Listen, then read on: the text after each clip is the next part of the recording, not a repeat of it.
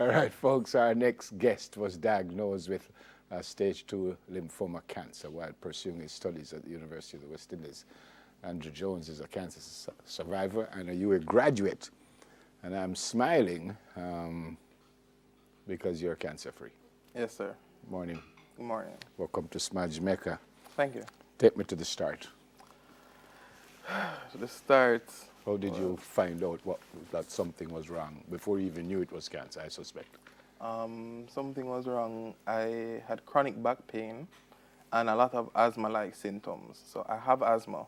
So I used to just brush it off as some attacks and probably school stress, which I attributed to, starting a new course first year. Mm-hmm. So this was persisting for the whole school year. How old were you? I was 19. Never had any problems before that? No, not that I know of. Just the asthma? Just asthma. Okay, so, all right, so you're having back pain and you think it's asthma again? I think it's stress and everything. Then what happened? Then it was getting out of hand and I had to go to the hospital several the pain? times. The pain and the asthma symptoms. Okay. So I had to go to the hospital several times in a week. So my mother said, we need to get this checked out. So we did an x-ray and there was a mass covering my whole chest. Whew. So we said we had to do a biopsy, which is to confirm if it's cancer and then what type. So we had to do that, and I really like to thank the UA Department of Pathology because they did it quickly because it was going on to stage 3 and that becomes a time thing. So hang on a little bit. So when they saw this mass, as you said, did they think right away that this was cancer? Or? Yes. And they told you that? The doctor said it and I was very confused because I never associated cancer with myself. So they just do it on count and say, Bridget, you have cancer? No, they can't say that. He said it might be because they have to do tests and the biopsy. So until the biopsy, nothing is certain. What was that feeling, though, when you thought that maybe you did have cancer? I was stunned. I was stunned for a while because I was saying, probably him said something wrong or probably I don't know what lymphoma is. Mm-hmm. It was when my sister and my mother was crying that it really set in, and that's... Yeah. Any cancer in the family before that? No.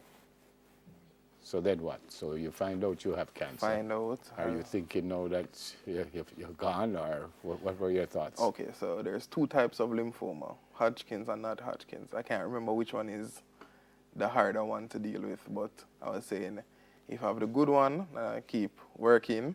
If I have the other one, keep working. So there was no time that you thought, I'm going to die from this? Probably right before I started the treatment. It was getting very bad. I couldn't breathe. So how were you able to breathe? Did you have to wear the mask? No, man. I did the nebulizing for the breathing, but I couldn't lie down. I couldn't sleep by myself because if I shifted the wrong way, the pressure, the cancer that's surrounding my lungs would pressure it so much that I would knock out. And if I'm sleeping, I would probably just fade away. So I had to sleep with somebody for months. Family members? Family members. We just rotated. Whew. What was the treatment like? The treatment was intense because it was inoperable.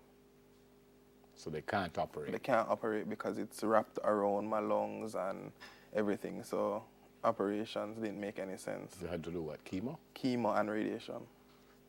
That must have been tough. It was, but thankfully, my doctor, Dr. Worf, she made it bearable. How long you had to go through that? Several months, let's say 5 months, 6 months, from the middle of 2016 to the end. What was the feeling when you heard that you're cleared? Oh, that was a feeling of relief. Yeah. Like you feel like something washes over you. You feel like, okay, I can stop chemo now. Yes. Yeah. Do you think about it? Do you think that this might come back and stuff like that? Do you think? It's something that's always on your mind. I do my checks every 3 months. So I still take my time, eat properly, try and work out. How did that interfere with school? Because I know you went through and you did what you were supposed to do, but how did that interfere with being focused on school, thinking about your health, thinking that maybe this is really, really serious. How did that work out? It's funny because it impacted school when I had to, well, they recommended that I take the year off. And you said? I said, no, thank you. Can we make an arrangement? So there's a professor at university, my aunt. She helped me a lot. She spoke to them. So we made a deal where I could do a reduced amount of courses, but still do it. It helped. It helped to uplift my spirit, something to aim for instead of just lying down and becoming a victim of my circumstance. And you got your degree? And got my degree. That must have been a fantastic feeling and moment and day. And it did not set in until last Thursday when I took the picture. It's been awarded, but... See it there? Yes. Until I took that picture and they sent it to me, it didn't set in. Your degree is in what? Management Studies and Entrepreneurial Studies. So it's a double major? Yes. Brilliant. Absolutely brilliant. Whew! Yeah, right. Yes, sir. Is there a chance of this recurring? Not necessarily this, but because the treatment was so radical and we had to hit it so intensely, chemo and radiation, by virtue of what they are, opens you up to higher risk of other types of cancer. Right. But you're going to be good, though. Yeah, man, I'm good. Yeah, man.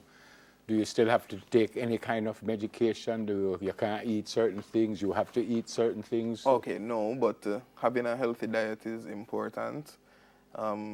Not so much sugar, because cancer thrives on sugar and such. So I just eat healthy, do a little working out, make sure to pray. Yeah. If there's and there is a story here, what do you tell people who might be not necessarily going through the same kind of illness, but what do you tell people when you're struggling and you still have a goal at the end of the road? What you do?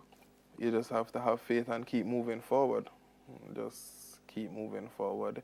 Even a half a step is better than staying still. Yeah.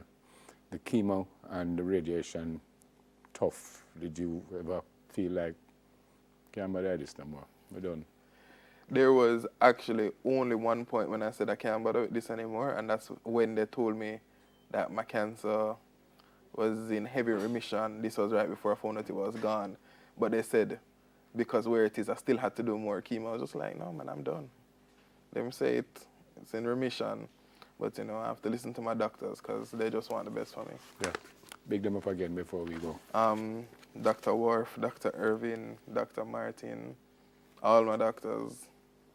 Just thank them, my family, my friends, my girlfriend, the Lord, more than anything else. I'm impressed. God bless. Yes, sir. I'm impressed. Andrew Jones, cancer survivor, UWI graduate, double major. After the break, we see Jadane's collection. Stay with us, please. Soon come.